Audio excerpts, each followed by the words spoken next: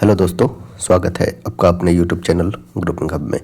तो जैसा कि हम लोग ज्ञान बिंदु जीएसएस स्टडी का बिहार पुलिस का टेस्ट देख रहे थे, जिसके अंतर्गत हम लोगों ने टेस्ट सीरीज 1 को कंप्लीट कर लिया था। आज जो है वो है टेस्ट सीरीज 2। तो चलिए शुरुआत करते हैं टेस्ट सीरीज 2 को। और इसका फर्स्ट क्वेश्चन है वो है, लॉर्ड विलियम बेंटिक द्वारा किस सुधारक उपाय को लागू नहीं किया गया था। अगर बात किया जाए लॉर्ड विलियम बेंटिक का, तो लॉर्ड विलियम बेंटिक भारत के प्रथम गवर्नर जनरल बनते हैं। ठीक है, इनमें दास प्रथा का अंत अगर देखा जाए तो दास प्रथा का अंत लॉर्ड एलन बैरो के समय में किया गया था। ठीक है, 1843 में लॉर्ड एलन बैरो के समय, ना कि विलियम बेंटिक के समय। ठगों का दमन, सती प्रथा का अंत, धर्म में परिवर्तन के कारण असमर्थताओं को दूर करना, ये सभी विलियम बेंटिक के समय ही हुआ था। ठगों के दमन से याद रखना है एक व्यक्ति का नाम, वो है कैप्टन सलीमन। ठीक है, कैप्टन सलीमन का नाम याद रखना है, कैप्टन सलीमन का नाम याद रखना है, जो ठगों के दमन से संबंधित है। सती प्रथा के अंत में लॉर्ड विलियम बेंटिक के साथ एक नाम याद रखिएगा, प्रमुख भारतीय है समाज सुधारक राजा राम मोहन राय। ठीक है, राजा राम मोहन राय। दास प्रथा का अंत लॉर्ड एलन बैरो के समय में 1843 में किया गया था। ठीक है, तो ऑप्शन ए हो जाएगा। पूछा गया है लॉर्ड विलियम बेंटिक द्वारा किस सुधारक उपाय को लागू नहीं किया गया था, तो वो हो गया दासता का अंत। नेक्स्ट है, परामर्शदायी अधिकार क्षेत्र के अंतर्गत उच्चतम न्यायालय किसी विधि के प्रश्न या जनता के लिए विशेष महत्व के तथ्य पर परामर्श देता है। ठीक है, जो उसे भेजा जाना चाहिए किसके द्वारा, तो राष्ट्रपति के द्वारा भेजा जाना चाहिए। ठीक है, राष्ट्रपति के द्वारा। ऑप्शन हो जाएगा, वो हो जाएगा डी। नेक्स्ट है, धन विधेयक पारित करने के लिए राज्यसभा को कितना समय दिया जाता है, तो यह दिया जाता है 14 दिन। कोई विधेयक धन विधेयक है या नहीं, इसका निर्णय लोकसभा अध्यक्ष करता है, लोकसभा का अध्यक्ष करता है। और धन विधेयक हमेशा लोकसभा में ही पेश किया जाता है। ठीक है, धन विधेयक हमेशा लोकसभा में पेश किया जाता है। और यह निर्णय कौन लेगा कि धन विधेयक है या नहीं, तो इसके निर्णय का अधिकार होता है लोकसभा के अध्यक्ष को। ठीक है, धन विधेयक का वर्णन किया गया है अनुच्छेद 110 में। ठीक है, अनुच्छेद 110 में धन विधेयक का वर्णन है। नेक्स्ट है, कौन सा कथन गलत है। रक्त अम्लीय होता है। अगर बात किया जाए रक्त का, तो रक्त का पीएच वैल्यू होता है, वो होता है 7.4। ठीक है, 7.4 होता है पीएच वैल्यू। ठीक है, अगर देखें पीएच वैल्यू का, तो पीएच वैल्यू विकसित किया गया था सोरेनसन के द्वारा। अगर 7 से अधिक है, 7 से जितना ज़्यादा अधिक होगा उतना ही पीएच वैल्यू अधिक होगा, और उसे बेसिक प्रॉपर्टी यानी कि क्षारीय गुण अधिक होगा। बेसिक प्रॉपर्टी, बेस का प्रॉपर्टी ज़्यादा होगा, बेस का प्रॉपर्टी ज़्यादा होगा, यानी कि क्षारीय गुण अधिक होगा। वही 7 से जितना भी कम होगा, 7 से जितना भी कम होगा उसका अम्लीय गुण उतना ही अधिक होगा। ठीक है, अम्लीय गुण उतना ही अधिक होगा, 7 से कम होगा तो। और यहाँ पे बताया गया है कि रक्त जो होता है, रक्त का पीएच वैल्यू याद किए होंगे, पीएच वैल्यू होता है 7.4, यानी कि 7.4 कहने का मतलब है कि यह क्षारीय प्रकृति का है। और यहाँ लिखा गया है अम्लीय। तो क्वेश्चन पूछा गया था कौन सा कथन गलत है, ऑप्शन ए हो जाएगा वो गलत। पित्त का स्राव यकृत द्वारा होता है। ठीक है, पित्त रस, बाइल जूस का स्राव लीवर द्वारा होता है। और जमा कहाँ होता है, तो पित्त रस जमा होता है, वो होता है जमा होता है, स्राव होता है यकृत द्वारा। और याद रखिएगा जमा होता है वो होता है पित्ताशय में। ठीक है, जमा होता है पित्ताशय में। अमाशय रस में HCl होता है, अमाशय रस में HCl होता है, बिल्कुल सही है। पित्त रस क्षारीय होता है, इसका भी वैल्यू 7 से 8.5 के बीच लाई करता है, 7 से 8.5 के बीच। तो BCD सही है, ए गलत है। नेक्स्ट है, स्पष्ट प्रतिध्वनि तभी सुनी जा सकती है जब परावर्तन सतह की ध्वनि स्रोत से न्यूनतम कितनी दूरी पर हो। प्रतिध्वनि इको जो देखते हैं, अगर आवाज टकरा कर वापस आने की घटना प्रतिध्वनि कहलाती है। और यह किस सिद्धांत पर कार्य करता है, तो परावर्तन, ध्वनि के परावर्तन पर कार्य करता है। और हमारी ध्वनि पुनः हमें सुनाई पड़ेगी जब परावर्तक सतह मिनिमम 17 मीटर डिस्टेंस पे हो। ठीक है, मिनिमम 17 मीटर डिस्टेंस पे हो। ऑप्शन हो जाएगा बी। इसे याद ऐसे रख सकते हैं, समय बराबर 1/10 सेकेंड हमारे ध्वनि का प्रभाव पड़ता है, समय बराबर दूरी बटा 4, यानी कि दूरी हो जाएगा कितना 2t, यानी कि एक बार जाने में और एक बार आने में T+T यानी कि 2T बटा चाल जो होगा, ध्वनि का चाल होता है 330 मीटर। तो यहाँ से निकाल लीजिएगा तो टोटल डिस्टेंस आ जाएगा लगभग 17 मीटर। नेक्स्ट देखते हैं, संविधान के लागू होने के समय निम्न आदर्श में से किसको प्रस्तावना में सम्मिलित नहीं किया गया था? स्वतंत्रता सम्मिलित था, समानता सम्मिलित था, न्याय सम्मिलित था, समाजवादी। यह जोड़ा गया 42वां संविधान संशोधन 1976 के तहत। समाजवादी, धर्मनिरपेक्षता और अखंडता, 3 शब्द जोड़ा गया है। ठीक है, धर्मनिरपेक्षता एवं अखंडता, ये 3 वर्ड को जोड़ा गया है 42वां संविधान संशोधन 1976 के तहत। 42 CAA 1976 के तहत जोड़ा गया है। ठीक है, समाजवादी, धर्मनिरपेक्षता और अखंडता शब्द को याद रखना है, ये मूल संविधान में नहीं थे, प्रस्तावना में एक बार ही संशोधन किया गया है और वो है 42वां संविधान संशोधन 1976, जिसे मिनी कॉन्स्टिट्यूशन की संज्ञा भी दी जाती है। नेक्स्ट है, ब्रिटिश शासन अधीन भारतीय गरीबी और अर्थव्यवस्था पर दादा भाई नौरोजी द्वारा कौन सी पुस्तक लिखी गई थी? तो वह था economic train and poverty of India. Economic train and poverty of India, option हो जाएगा डी। पृथ्वी के कुल सतह क्षेत्र का लगभग कितने प्रतिशत भाग जलमंडल में शामिल है? तो लगभग 71%, ऑप्शन हो जाएगा ए, लगभग 71%।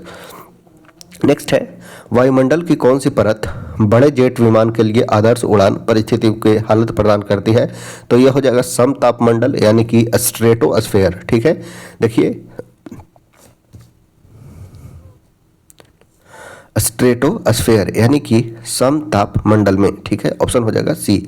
विमान के आदर्श उड़ान की परिस्थिति के लिए आदर्श उड़ान परिस्थिति में हालत प्रदान करती है वायुमंडल की कौन सी परत? तो वह हो जाएगा स्ट्रेटोस्फेयर यानी कि समतापमंडल। ठीक है, समतापमंडल, तापमान सेम होता है, कांस्टेंट होता है, जिसके कारण आसानी से हवाई जहाज उड़ सकता है। तो ऑप्शन हो जाएगा सी। नेक्स्ट है, सूची 1 को 2 से सुमिलित करें। फॉर्मिक अम्ल, फॉर्मिक अम्ल कहाँ पाया जाएगा? तो चींटी के डंक में फॉर्मिक एसिड पाया जाता है। ठीक है, चींटी के डंक में formic acid. Calcium hydroxide, calcium hydroxide का बात किया जाए तो चूने का पानी CaOH का whole twice, calcium hydroxide CaOH का होल ट्वाइस। टार्टेरिक अम्ल इमली में पाया जाता है,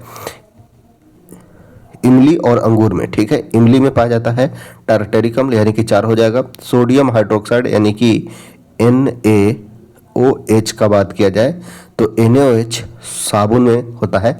तो 1 2 4 3 हो जाएगा, ऑप्शन नंबर हो जाएगा ए। फॉर्मिक अम्ल चींटी का डंक में फॉर्मिक एसिड, कैल्शियम हाइड्रोक्साइड चूने का पानी, टार्टेरिक अम्ल इमली और अंगूर में, और सोडियम हाइड्रोक्साइड साबुन में। खाने का सोडा बात किया जाए तो सोडियम बाइकार्बोनेट, याद रखिएगा सोडियम बाइकार्बोनेट।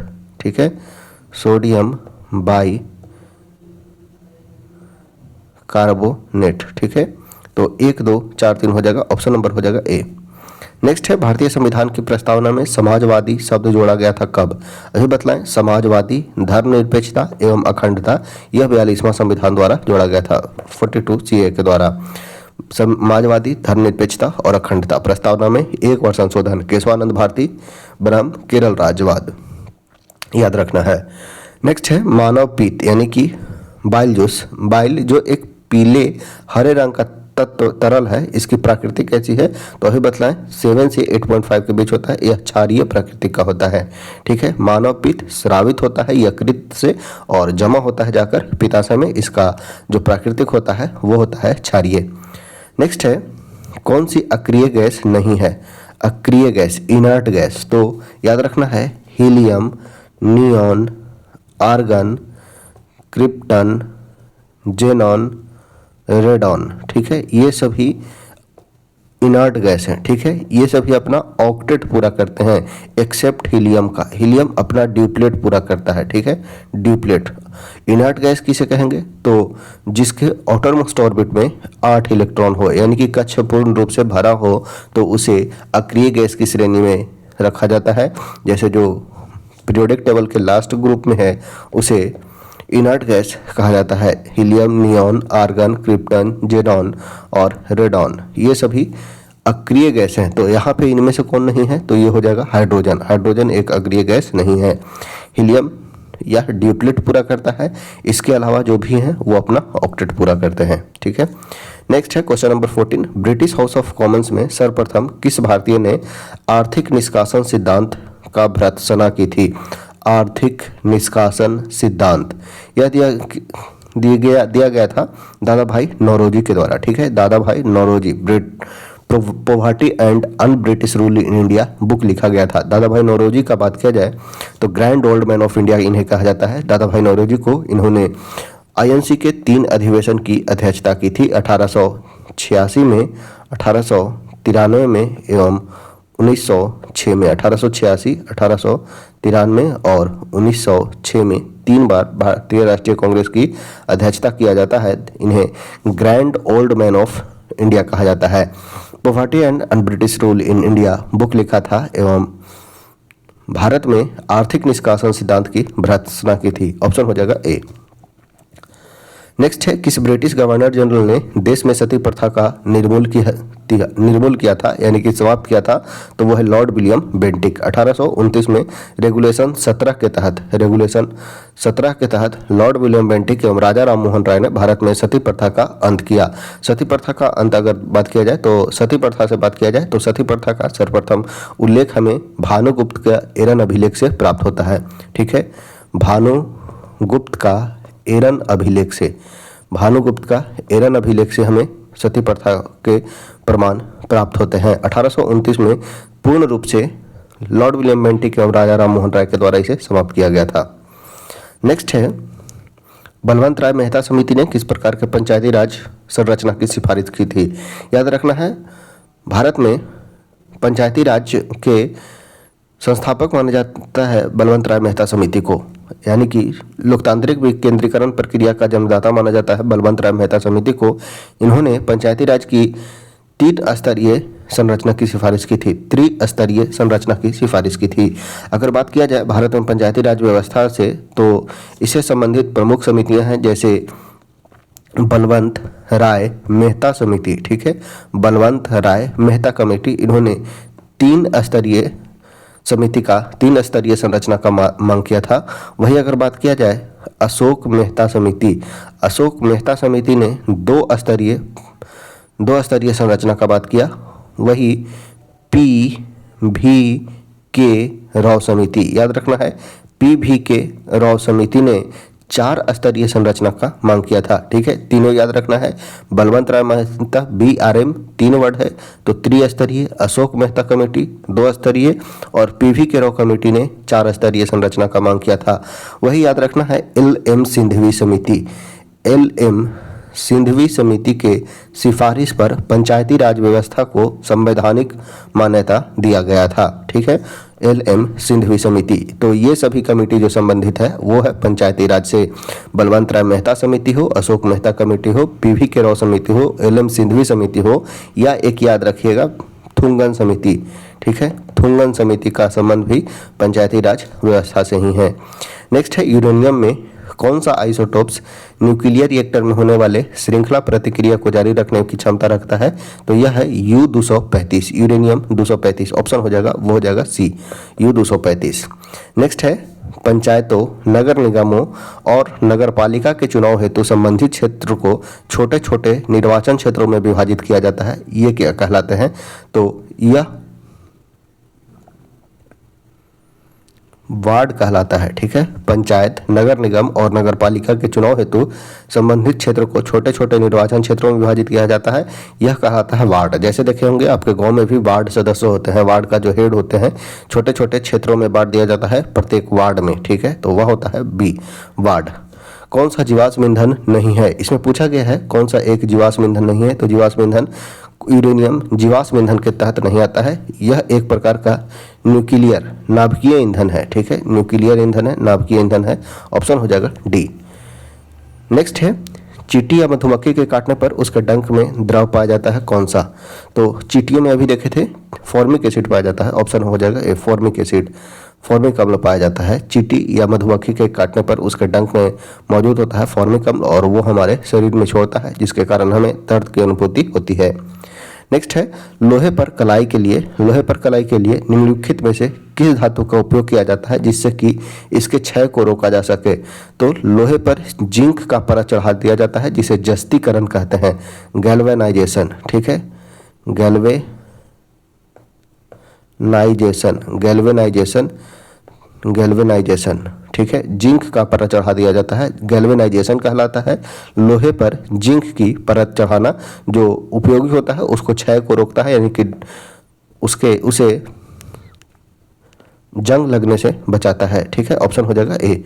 कौन सा राष्ट्रीय राजनीतिक दल कौन है? इनमें से बहुजन समाज कांग्रेस हो जाएगा। बहुजन समाज कांग्रेस यह एक राष्ट्रीय राजनीतिक दल है, ऑप्शन हो जाएगा सी। नेक्स्ट है राष्ट्रीय शिक्षा नीति 1986 का क्या उद्देश्य नहीं था? पूछा गया है राष्ट्रीय शिक्षा नीति 1986 का अभी वर्तमान में राष्ट्रीय शिक्षा नीति न्यू इकोनॉमिक पॉलिसी 2020 लागू किया गया है। न्यू इकोनॉमिक पॉलिसी 2020 लागू किया गया है, यह पूछा गया है राष्ट्रीय शिक्षा नीति 1986 के बारे में। तो राष्ट्रीय शिक्षा नीति 1986 का उद्देश्य क्या नहीं था? तो राष्ट्र के विकास के लिए एक उच्च स्तर की शिक्षा ही एकमात्र मार्ग है। यह था शिक्षा समाजवाद, धर्मनिरपेक्षता और लोकतंत्र को मजबूत बनाता है, यह भी था। शिक्षा सिर्फ उनके लिए है जो इसमें रुचि रखते हैं, यह बिल्कुल गलत है। शिक्षा सिर्फ उनके लिए नहीं है जो इसमें रुचि रखते हैं, बल्कि सबों के लिए होना चाहिए। तो यह उद्देश्य नहीं था, तो ऑप्शन हो जाएगा सी। पिछड़े वर्गों के लिए शिक्षा की सही व्यवस्था होनी चाहिए, यह भी बात किया गया था राष्ट्रीय शिक्षा नीति 1986 में। भारत के किस प्रधानमंत्री ने श्रीलंका में भारतीय शांति सेना भेजी थी? तो वे थे राजीव गांधी, ऑप्शन हो जाएगा सी, राजीव गांधी। कौन सी घटना द्वितीय विश्व युद्ध का परिणाम नहीं है? द्वितीय विश्व युद्ध कब से कब तक हुआ? तो यह हुआ 1939 से 45 तक। उसके बाद संयुक्त राष्ट्र का गठन होता है, संयुक्त राष्ट्र संघ का गठन होता है, समाप्त होता है द्वितीय विश्व युद्ध। बात किया गया है क्या परिणाम नहीं था, रिजल्ट क्या नहीं था? औपनिवेशिक साम्राज्य का अंत हुआ। उसके बाद हम देखते हैं सभी देश एक दूसरे पे जो उपनिवेश स्थापित किए थे वे समाप्त करना प्रारंभ किए। इंग्लैंड की शक्ति में ह्रास, यानी कि इंग्लैंड कमजोर होता नजर आ रहा है। राष्ट्र संघ का गठन अगर बात किया जाए तो यह प्रथम विश्व युद्ध के बाद हुआ था। प्रथम विश्व युद्ध के बाद राष्ट्र संघ का गठन किया जाता है, वही द्वितीय विश्व युद्ध के बाद संयुक्त राष्ट्र संघ का गठन किया जाता है। ठीक है, संयुक्त राष्ट्र संघ का गठन, संयुक्त राष्ट्र संघ का गठन द्वितीय विश्व युद्ध के बाद किया जाता है। राष्ट्र संघ का गठन प्रथम विश्व युद्ध के बाद किया जाता है, तो ऑप्शन हो जाएगा सी, राष्ट्र संघ का गठन नहीं किया गया था। रूस और अमेरिका के प्रभुत्व में वृद्धि दिखाई देती है, यह भी बिल्कुल सही है, तो ऑप्शन हो जाएगा सी, राष्ट्र संघ का गठन नहीं किया जाता है। नेक्स्ट है तमिलनाडु में शीतकालीन वर्षा का क्या कारण है? तो यह हो जाएगा उत्तर पूर्वी मानसून के कारण। तमिलनाडु में लौटते हुए मानसून के कारण तटों पर बारिश होती है, उत्तर पूर्वी मानसून से, ऑप्शन हो जाएगा ए। अश्व यदि एकाएक चलना प्रारंभ कर दे तो अश्वरोही के पीछे की तरफ गिरना आशंका का क्या कारण है? तो विश्राम का जड़त्व है। देखिए दो जड़त्व का बात किया जाए, जड़त्व का, तो ये दो टाइप्स के होते हैं जड़त्व। न्यूटन के पहले गति के नियम को जड़त्व का नियम भी कहा जाता है। इसमें एक है विश्राम का जड़त्व और एक है गति का जड़त्व। ठीक है, एक है विश्राम का जड़त्व, एक है गति का जड़त्व। यदि पूछा गया है अश्व एकाएक चलना प्रारंभ कर दे, यानी कि रुका हुआ है, वस्तु रुका हुआ है और अचानक से चलना प्रारंभ कर दे, तो यह हो जाएगा, वो हो जाएगा विश्राम का जड़त्व, यानी कि जड़त्व उसका विश्राम में अभी वो वस्तु था। नेक्स्ट है 28। कौन सा कथन सत्य नहीं है? 1971 में दहेज निरोध अधिनियम बना, तो यह गलत हो जाएगा, ऑप्शन ए है। दहेज निरोध अधिनियम 1971, दहेज मांगने वाले को न्यूनतम 5 वर्ष की सजा होती है। दहेज प्रथा आज भी एक समस्या है, लोगों को जागृत करने के लिए सरकार कई कदम उठा रहे हैं। ठीक है, तो ऑप्शन ए हो जाएगा, दहेज निरोध अधिनियम 71 में नहीं बना। नेक्स्ट है संविधान अपने नागरिकों को कौन से अधिकार की गारंटी देता है? तो समानता का अधिकार एवं अभिव्यक्ति की स्वतंत्रता का अधिकार का, ऑप्शन हो जाएगा ए, समानता का अधिकार, अभिव्यक्ति की स्वतंत्रता का अधिकार। नेक्स्ट है कौन से विधान परिषद किस राज्य में नहीं है? विधान परिषद टोटल 6 राज्यों में है, इनमें से हो जाएगा कर्नाटक, उत्तर प्रदेश, बिहार, ये सभी में है। गुजरात में अगर बात किया जाए तो विधान परिषद नहीं है। इसका गठन का बात किया गया है अनुच्छेद 171 के तहत किसी राज्य में विधान परिषद का गठन किया जाता है। तो कर्नाटक, महाराष्ट्र, गुजरात में नहीं है, तो ऑप्शन हो जाएगा सी, कर्नाटक में है, उत्तर प्रदेश है, बिहार है, तो इसके अनुसार ऑप्शन सी हो जाएगा। नेक्स्ट है, किस आंदोलन के दौरान महात्मा गांधी ने असहयोग आंदोलन का नारा दिया था? तो खिलाफत आंदोलन के समय, खिलाफत आंदोलन के समय। खिलाफत आंदोलन क्या था? तो बात किया जाए खिलाफत आंदोलन का, तो प्रथम विश्व युद्ध में देखते हैं। प्रथम विश्व युद्ध में भारत ने मित्र राष्ट्र का साथ दिया था। वही धुरी राष्ट्र के अंतर्गत, धुरी राष्ट्र के अंतर्गत ऑस्ट्रिया पर मित्र देशों ने इस पे जो तुर्की क्षेत्र था, तुर्की में रहते थे, यहाँ पे मुसलमानों के प्रमुख खलीफा, ठीक है, मुसलमानों के खलीफा रहते थे और इस खलीफा के पद को लेकर हुआ था खिलाफत आंदोलन। खलीफा के पद को समाप्त करने के लिए, समाप्त किया जा रहा था, जिसके लिए भारतीय मुसलमानों ने भी इसका साथ दिया था, वही था खिलाफत आंदोलन। और भारत में याद रखना है इंपॉर्टेंट नाम, अली बंधु से, ठीक है, शौकत अली और मोहम्मद अली से। अली बंधु ने खिलाफत आंदोलन प्रारंभ किया था, जिसमें महात्मा गांधी ने साथ दिया था। ऑप्शन हो जाएगा बी, खिलाफत आंदोलन, ठीक है। नेक्स्ट है, वायुमंडलीय परत जो सूर्य के पराबैंगनी विकिरणों से हमारी रक्षा करती है, सूर्य के पर अल्ट्रावायलेट रेड से रक्षा करता है, वह कौन सा है? तो वो हो जाएगा ओजोन मंडल। ऑप्शन हो जाएगा ए, ओजोन लेयर, ओजोन लेयर। प्रारंभ में एक अविभाजित विशाल स्थल खंड था, वह क्या कहलाता है? तो वह कहलाता है पैंजिया, ठीक है। स्थल खंड पैंजिया कहलाता था और जल जो था वो पैंथालासा कहलाता था। जल खंड पैंथालासा कहलाता था, स्थल पैंजिया कहलाता था, ठीक है, स्थल पैंजिया कहलाता था। नेक्स्ट है, भारत में पुर्तगाली उपनिवेश की राजधानी को गोवा बनाने वाले व्यक्ति कौन थे? तो गोवा बनाने वाले व्यक्ति थे Nuno da Cunha, Nuno da Cunha. Option हो जाएगा डी। 1530 में गोवा को राजधानी बनाता है नीनो डी कुन्हा। अल्मेडा का बात किया जाए तो अल्मेडा प्रथम गवर्नर थे, फ्रांसीसी का प्रथम गवर्नर बनकर आया Francisco de Almeida. Francisco de Albuquerque को भारत में पुर्तगालियों का वास्तविक संस्थापक कहा जाता है, ठीक है, वास्तविक संस्थापक कहा जाता है फ्रांसिस्को डी अल्बुकर्क को। वास्को डी गामा पुर्तगाली जो प्रथम व्यक्ति थे, भारत आए थे 1498 को, 1498 को आते हैं। अल्मेडा 1505 में आते हैं और 1510 में आते हैं अल्बुकर्क, ठीक है। नेक्स्ट है, पर्यावरण के जैविक एवं अजैविक घटकों के अंतर संबंध का अध्ययन क्या कहलाता है?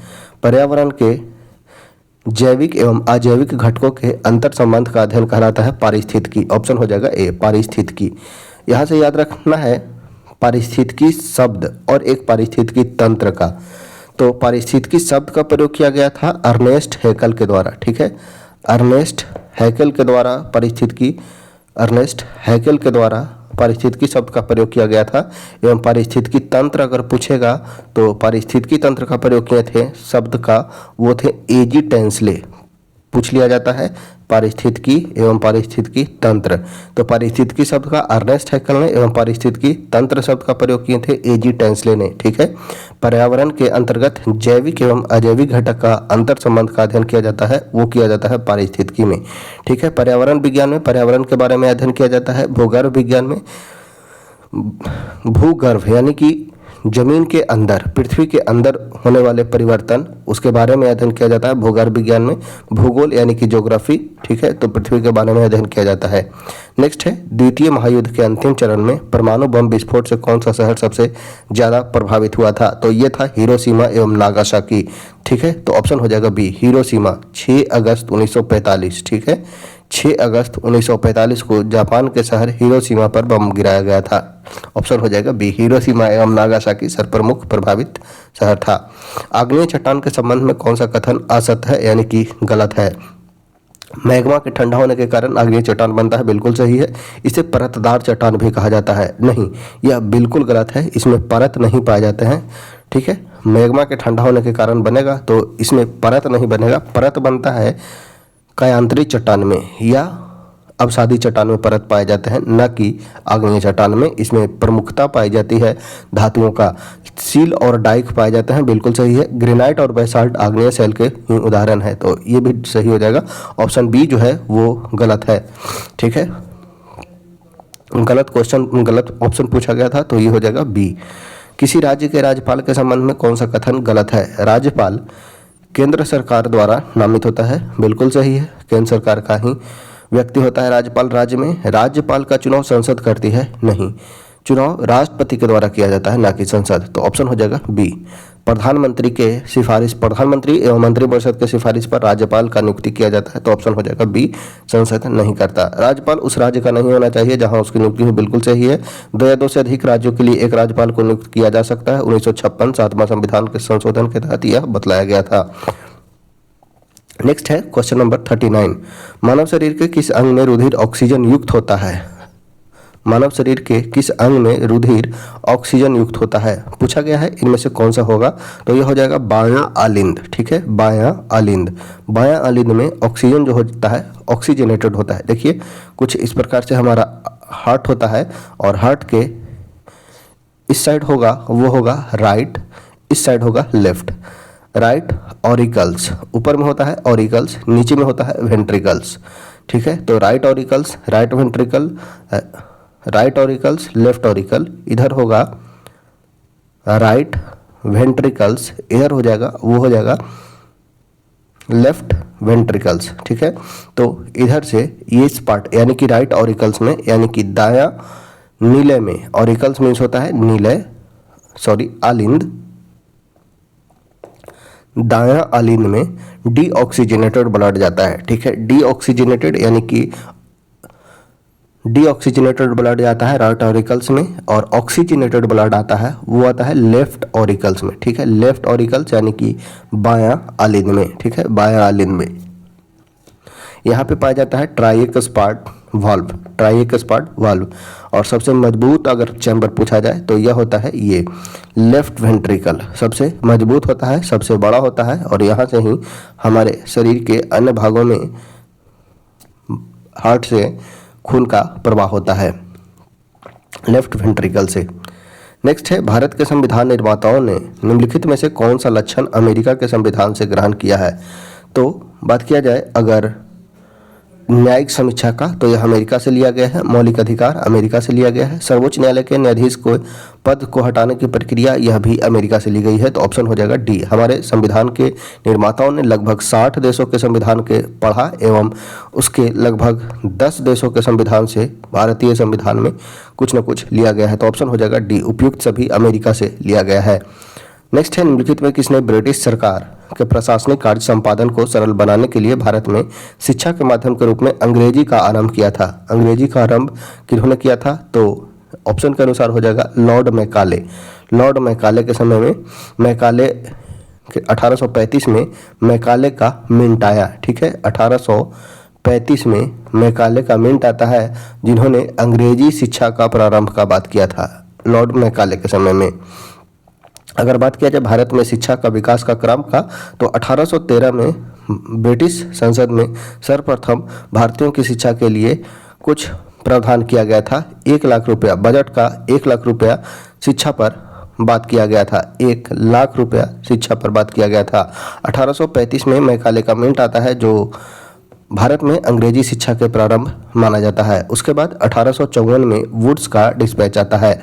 1882 में हंटर आयोग का गठन किया जाता है। 1917 में सैंडलर आयोग का गठन किया जाता है।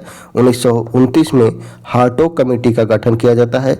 1936 में वर्धा आयोग का गठन किया जाता है। ये सभी जितने आयोग बने थे वो शिक्षा से ही संबंधित थे।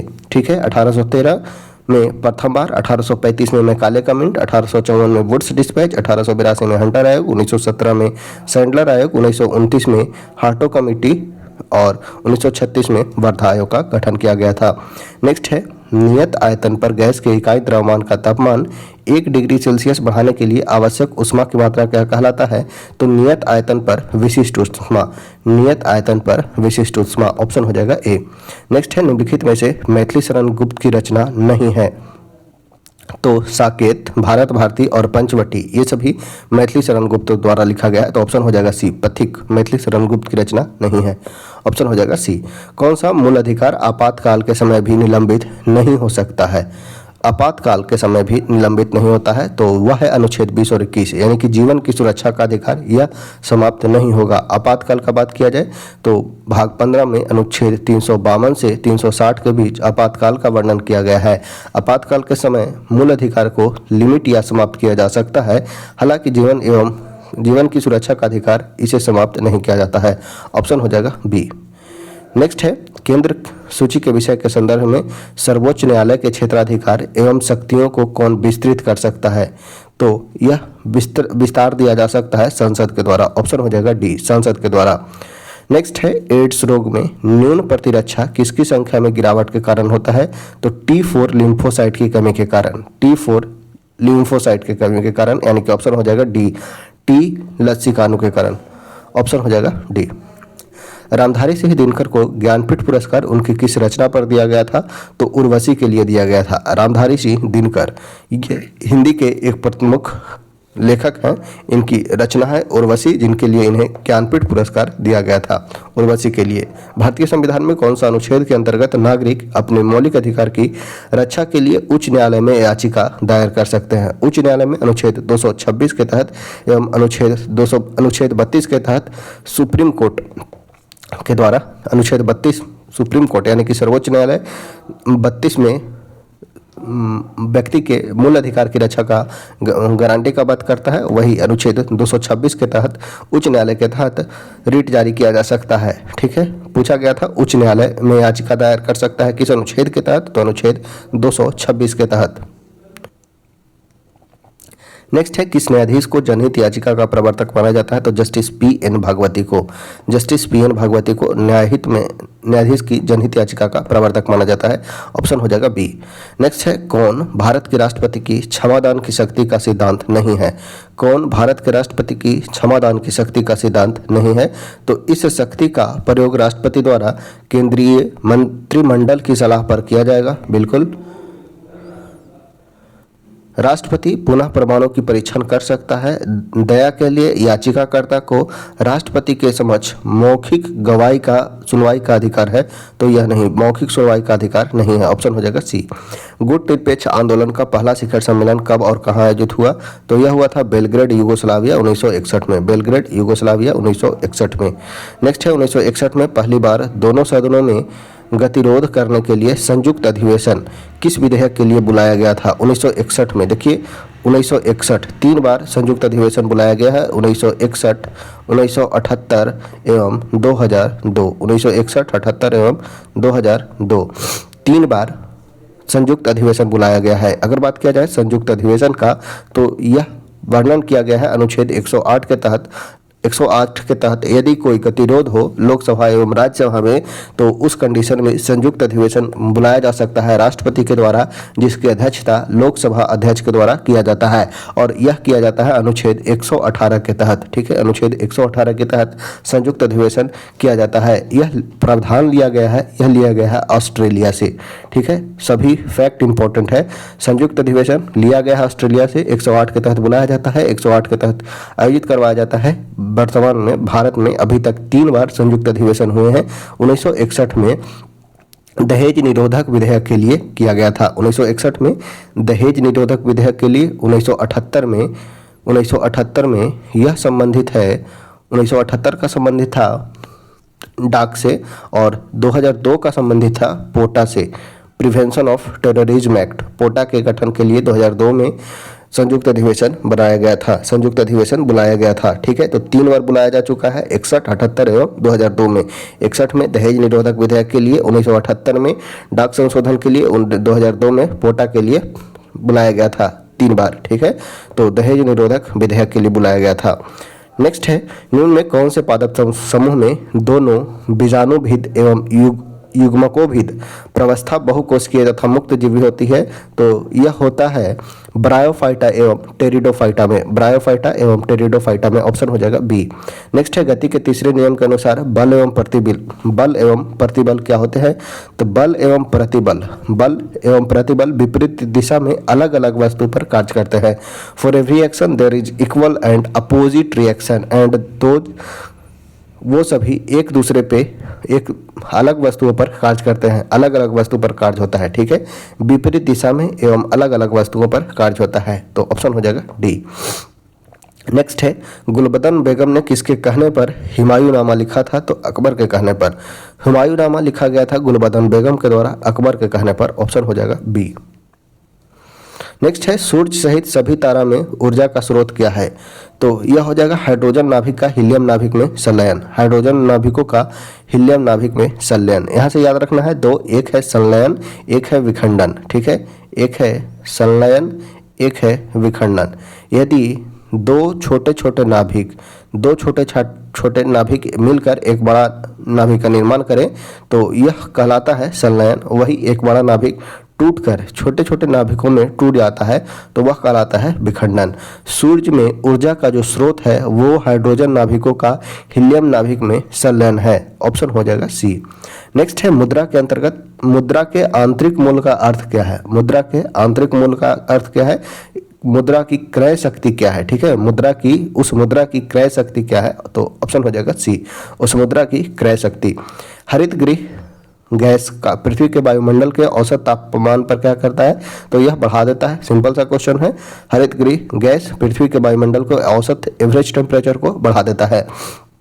नेक्स्ट है, कौन सी संस्था पंचवर्षीय योजना को क्रियान्वित करने के लिए जिम्मेदार है? तो यह है योजना आयोग। पंचवर्षीय योजना को क्रियान्वित करने के लिए जिम्मेदार है वह है योजना आयोग, और योजना आयोग का गठन 15 मार्च 1950 को किया गया था। 15 मार्च 1950 को योजना आयोग का गठन किया गया था। और एक याद रखिएगा, 6 अगस्त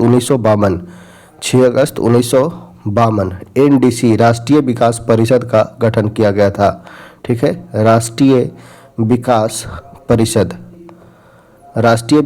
परिषद का गठन 6 अगस्त 1952। 1 जनवरी 2015 ये सभी को समाप्त करके national institute for transforming India यानी कि नीति आयोग का गठन किया गया 1 जनवरी 2015 को, ठीक है। योजना आयोग ही पंचवर्षीय योजना को क्रियान्वित करने के लिए जिम्मेदार है, ठीक है। ऑप्शन हो जाएगा ए। नेक्स्ट है, कार्बोहाइड्रेट के विभिन्न प्रकारों के संदर्भ में निम्नलिखित पर विचार करना है। अमीनो अम्ल, मंड यानी कि स्टार्च और शर्करा पूछा क्या गया है, देखते हैं। उपयुक्त में कौन सा कार्बोहाइड्रेट का प्रकार नहीं है?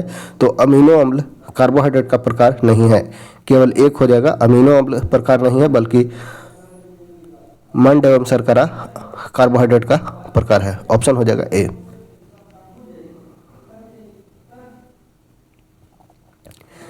नेक्स्ट है, WBC अथवा कनिकाएं क्या कार्य नहीं करता है?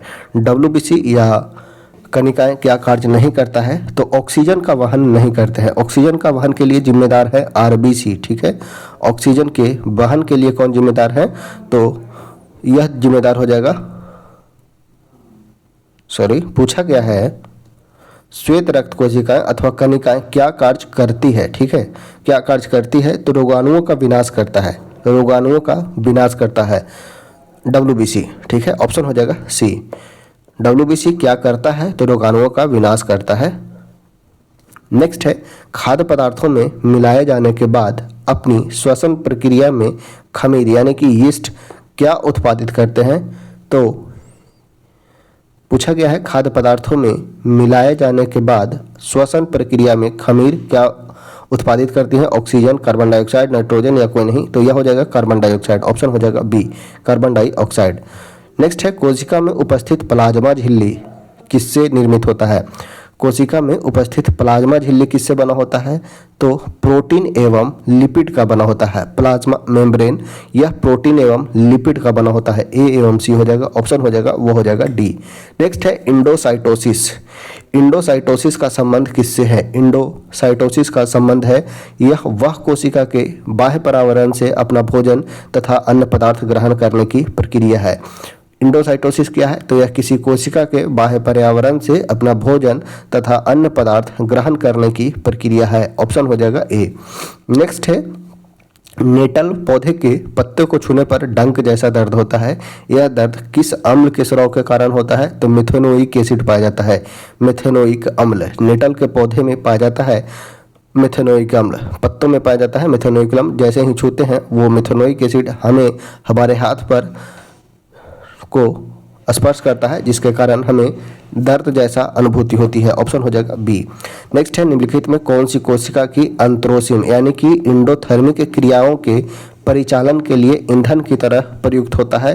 तो वह है एटीपी का प्रयोग किया जाता है। एटीपी यानी कि एडिनोसिन ट्राइफॉस्फेट, एडिनोसिन ट्राइफॉस्फेट का ईंधन के रूप में प्रयोग किया जाता है। किसका? तो एटीपी के रूप में ईंधन जो होता है एटीपी के रूप का होता है, एडेनोसिन ट्राइफॉस्फेट के रूप में।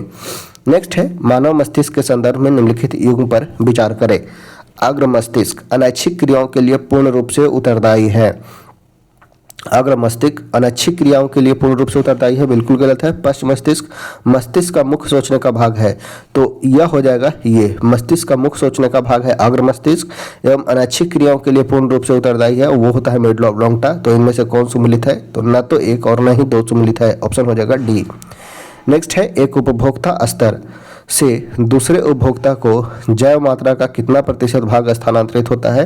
तो लगभग 10%। ठीक है, एक उपभोक्ता स्तर से दूसरे उपभोक्ता को जैव मात्रा का लगभग 10% भाग स्थानांतरित होता है, और यह दिया गया था लिंडमान के द्वारा। ठीक है, लिंडमान के द्वारा, इसलिए इसे लिंडमान का नियम भी कहा जाता है। ऑप्शन हो जाएगा, वो हो जाएगा ए। नेक्स्ट है, आपतन कोण परावर्तन कोण के बराबर होता है एवं आपतित किरण दर्पण के आपतन बिंदु पर अभिलंब तथा परावर्तित किरण सभी एक ही तल में होते हैं। उपयुक्त प्रकाश के किस नियम की घटना से संबंधित है? तो यह प्रकाश के परावर्तन से संबंधित है। प्रकाश के परावर्तन से अगर बात किया जाए प्रकाश के परावर्तन का, तो प्रकाश के परावर्तन का तात्पर्य प्रकाश को किसी चमकीले सतह से आकर टकराकर वापस माध्यम में मुड़ जाने की प्रक्रिया से है। प्रकाश का परावर्तन यह इंसिडेंट रे कहलाता है। इंसिडेंट रे यानी कि आपतन, आपतित किरण, आपतित किरण। यह जो हमारा होगा वो होगा अभिलंब, अभिलंब यानी कि अभिलंब, और यह जो होगा वो हो जाएगा हमारा परावर्तित किरण। ठीक है, परावर्तित किरण। इसमें दो नियम बतलाया गया है। परावर्तन से संबंधित दो नियम याद रखना है। आपतित किरण, अभिलंब एवं परावर्तित किरण तीनों एक ही तल पे होता है। ठीक है, तीनों एक ही तल पे होगा। ठीक है, यह बतलाया गया है। वही है, आपतन कोण परावर्तन कोण के बराबर होता है, एंगल आई, यानी कि angle I equal to angle of R. ठीक है, आपतन कोण परावर्तन कोण के बराबर होता है, प्रथम नियम। एवं आपतित किरण दर्पण के आपतन बिंदु पर अभिलंब तथा परावर्तित किरण सभी एक ही तल पे होता है, यह है परावर्तन का दूसरा नियम। ठीक है, तो यह संबंधित है प्रकाश के परावर्तन से। ऑप्शन हो जाएगा, वो हो जाएगा बी। नेक्स्ट है, हाल ही में दिल्ली में लागू की गई पीएम श्री योजना। पीएम श्री योजना का संबंध किस क्षेत्र से है? तो यह है शिक्षा से। पीएम श्री योजना का संबंध है शिक्षा से। ऑप्शन हो जाएगा ए। अभी दिल्ली में जो सीएम हैं वो किस पार्टी के हैं एवं कौन है और कितना नंबर के बने हैं? महिला बनी है। महिला कितना बार दिल्ली में सीएम बनी है वो आपको कमेंट करके बतलाना है। आज का क्वेश्चन ये रहा, दिल्ली में अभी पीएम जो बनी है किस पार्टी से हैं, किस पार्टी से हैं, और सीएम कौन है और कितनी बार महिला वहां बनी है, आपको ये कमेंट करके बतलाना है। नेक्स्ट है, हाल ही में किस राज्य सरकार ने संपत्ति पंजीकरण को आसान और नागरिक अनुकूल बनाने के लिए एक राज्य एक पंजीकरण योजना शुरुआत किया है? तो यह शुरुआत किया गया है महाराष्ट्र के द्वारा, एक राज्य एक पंजीकरण योजना। एक याद रखिएगा, महाराष्ट्र से यूपीएस को लागू करने वाला प्रथम जो राज्य बना है वो महाराष्ट्र बना है। नेक्स्ट है, योग महोत्सव 2025 का आयोजन कौन सा शहर करेगा? तो करेगा नासिक, महाराष्ट्र। ठीक है, योग महोत्सव 2025 का आयोजन कब किया जाएगा? तो 21 जून को। ठीक है, 21 जून को योग महोत्सव का आयोजन किया जाता है और यह आयोजन होगा नासिक, महाराष्ट्र में। ऑप्शन हो जाएगा सी। सड़क दुर्घटना पीड़ित को मुफ्त चिकित्सा उपचार प्रदान करने के लिए भारत सरकार द्वारा शुरू की गई योजना का नाम क्या है? तो सड़क दुर्घटना पीड़ित के लिए कैशलेस उपचार योजना 2025। सड़क दुर्घटना पीड़ित के लिए कैशलेस उपचार योजना 2025। किस मंत्रालय ने उच्च मूल्य वाले साइबर अपराधों को स्वचालित रूप से पंजीकृत करने के लिए E0 पहल शुरुआत किया है। तो गृह मंत्रालय ने यह शुरुआत किया है, गृह मंत्रालय ने। ऑप्शन हो जाएगा डी। नेक्स्ट है, कौन से राज्य केंद्र शासित प्रदेश अंतर्राष्ट्रीय योग एवं ध्यान महोत्सव अंतर्राष्ट्रीय योग एवं ध्यान महोत्सव 2025 की मेजबानी करेगा? तो यह किया जाएगा लद्दाख के द्वारा। अंतर्राष्ट्रीय योग एवं ध्यान महोत्सव 2025 का मेजबानी किया जाएगा लद्दाख के द्वारा। गुजरात का कौन सा शहर भारत का पहला ग्रीनफील्ड स्मार्ट सिटी के रूप में विकसित किया जा रहा है? तो यह गुजरात का है धोलेरा। गुजरात का धोलेरा शहर है। गुजरात का शहर जो भारत का पहला ग्रीनफील्ड स्मार्ट सिटी के रूप में विकसित किया जा रहा है धोलेरा शहर को। भारत नेट परियोजना का मुख्य उद्देश्य क्या है? तो हर ग्राम पंचायत को सस्ती एवं उच्च गति इंटरनेट सेवा प्रदान करना। हर ग्राम पंचायत को सस्ती एवं उच्च गति इंटरनेट सेवा प्रदान करना भारत नेट परियोजना का मुख्य उद्देश्य है। भारत नेट परियोजना, ठीक है, नेट से याद रखिएगा, नेटवर्क, यानी कि नेटवर्क को प्रोवाइड करना इसका मुख्य उद्देश्य है भारत नेट परियोजना का। Nomadic elephant, nomadic elephant Bharat और किस देश के बीच होने वाला युद्ध अभ्यास है? तो यह नोमैडिक एलिफेंट होता है भारत और मंगोलिया के बीच, भारत और मंगोलिया के बीच। ऑप्शन हो जाएगा डी। गरुड़ वरुण शक्ति यह होता है भारत और फ्रांस के बीच। मिस्र होता है साइक्लोन युद्ध अभ्यास होता है मिस्र के साथ। प्रतिवर्ष भारत भर में हिंदी पत्रकारिता दिवस कब मनाया जाता है? तो 30 मई को मनाया जाता है। 30 मई को मनाया जाता है हिंदी पत्रकारिता दिवस। ऑप्शन हो जाएगा डी। भारत के 52वें मुख्य न्यायाधीश के रूप में किन्हें नियुक्त किया गया है? तो भारत के 52वें मुख्य न्यायाधीश कौन बने हैं? तो BR गवाई बने हैं, भूषण रामकृष्ण गवाई। भूषण रामकृष्ण गवाई संजीव खन्ना के स्थान पे भूषण रामकृष्ण गवाई को बनाया गया है और इनका कार्यकाल 7 माह का है। भूषण रामकृष्ण गवाई, BR गवाई को। ऑप्शन हो जाएगा ए। नेक्स्ट है, भारत के किस विरासत स्थल को हाल ही में विश्व स्मारक निगरानी सूची 2025 में सम्मिलित किया गया है? तो यह है मूसी नदी के किनारे ऐतिहासिक इमारत को। मूसी नदी के किनारे ऐतिहासिक इमारत को हाल ही में भारत के विरासत स्थल के विश्व स्मारक निगरानी सूची 2025 में सम्मिलित किया गया है। नेक्स्ट है, किस आंदोलन के दौरान आज़ाद दस्ता का बिहार में सक्रिय था? आज़ाद दस्ता यह था भारत छोड़ो आंदोलन के समय। भारत छोड़ो आंदोलन के समय। ऑप्शन हो जाएगा, वो हो जाएगा सी, भारत छोड़ो आंदोलन के समय। आज़ाद दस्ता से नाम याद रखना है, जयप्रकाश नारायण का गठन किए हैं, जयप्रकाश नारायण के द्वारा किया गया था। बिहार समाजवादी पार्टी का गठन किसके द्वारा किया गया था? तो फूलन प्रसाद वर्मा एवं जयप्रकाश नारायण के द्वारा। बिहार समाजवादी पार्टी का गठन वर्ष 1931 में फूलन प्रसाद वर्मा एवं जयप्रकाश नारायण के द्वारा किया गया था। नेक्स्ट है, speech is the method of communication used by people. Speech यानी कि जो स्पीच है वो क्या है? तो मोस्ट फास्टेस्ट, यानी कि स्पीच जो है वो फास्टेस्ट है मेथड ऑफ कम्युनिकेशन का used by the people. Speech is the fastest method of communication used by the people. Option हो जाएगा डी। नेक्स्ट है, टाइम इज मनी। यहाँ पे बतलाना है, choose which part of speech the underline words belongs to. Time यहाँ पे क्या है? तो टाइम यह एक प्रकार का नाउन है। ऑप्शन हो जाएगा ए। नेक्स्ट है, all the participants were asked to tie their right leg to their spouse left leg for the race. In the above sentence, point out the gender of the word spouse. spouse क्या है? तो यहाँ पे spouse जो है वो common gender है। Option हो जाएगा D, common gender. The plane is flying above the town या ओवर द टॉन? तो एबव द टॉन हो जाएगा। The plane is flying above the town. Option हो जाएगा ए। नेक्स्ट है, कौन सी बौद्ध परिषद आधुनिक बिहार के भीतर आयोजित की गई थी? तो ये हो जाएगा पहला, दूसरा, तीसरा, तीनों बिहार में ही आयोजित हुआ था। याद रखना है, पहला राजगृह में, पहला राजगृह में, दूसरा वैशाली में और तीसरा हुआ था पाटलिपुत्र में। 3 बौद्ध संगीति पाटलिपुत्र में। चतुर्थ बौद्ध संगीति का बात किया जाए तो यह हुआ था कुंडल वन और यह है कश्मीर में, ठीक है, कुंडल वन कश्मीर में चतुर्थ बौद्ध संगीति का आयोजन हुआ था।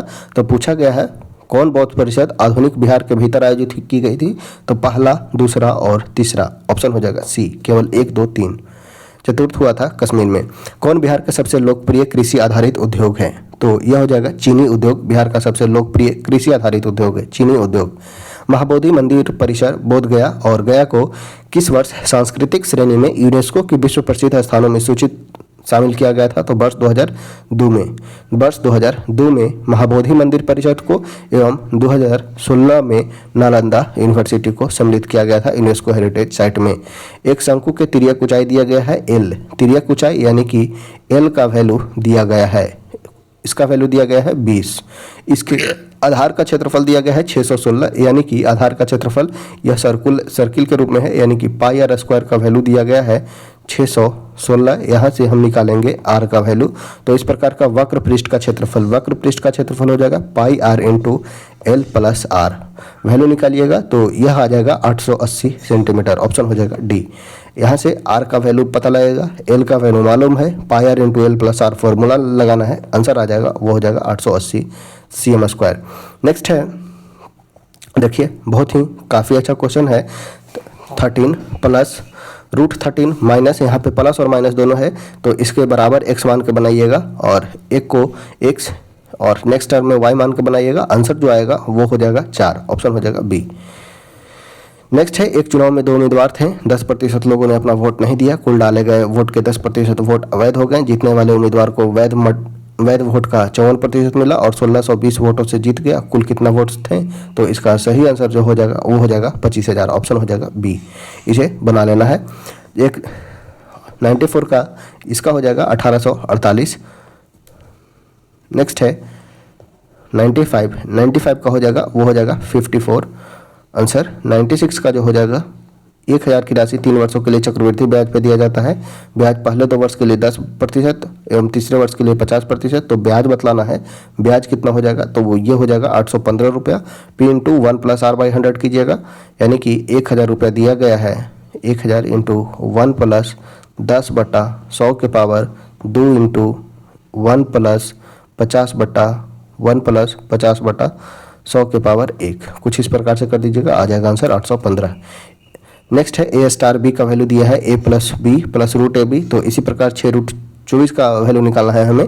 तो 24 प्लस 6 30 प्लस 24 6 44 यानी कि 144। 144 का रूट अंडर 12 यानी कि 30 प्लस 12 यानी कि ये हो जाएगा 42, ऑप्शन हो जाएगा बी। नेक्स्ट है एक्स वाई जेड का वैल्यू दिया गया है 0, 3y square x square Z square into 2y square minus x Z. इसका वैल्यू निकालना है, वैल्यू जो आएगा वो आएगा 2, ऑप्शन हो जाएगा A. Sec theta plus tan theta का वैल्यू दिया गया है, sec theta minus tan theta का पूछा गया है। तो याद रखना है sec square theta minus tan square theta जो होता है, sec square minus tan square equal to होता है 1।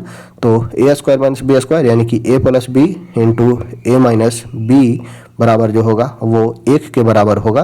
प्लस का वैल्यू दिया है, माइनस का वैल्यू पूछा है, तो 1/a प्लस बी हो जाएगा, a प्लस बी यानी कि 1/a प्लस बी का वैल्यू है r, यानी कि 1/r हो जाएगा, ऑप्शन हो जाएगा बी। नेक्स्ट है निम्नलिखित संख्याओं का माध्यिका ज्ञात करना है। माध्यिका ज्ञात करने के लिए सबसे पहले हम इसे बढ़ते हुए क्रम में सजाएंगे और बढ़ते हुए क्रम में जो बीच में आएगा वो हमारा माध्यिका हो जाएगा और इसके अनुसार आंसर हो जाएगा वो हो जाएगा 3। ठीक है, जो भी मैथ में अगर प्रॉब्लम होगा तो कमेंट करके आप लोग को बतलाना है कि हाँ मैथ्स भी बतला दिया जाए, तो मैथ्स भी करवा दिया जाएगा। ऐसे उससे में से टाइम थोड़ा ज़्यादा लगेगा।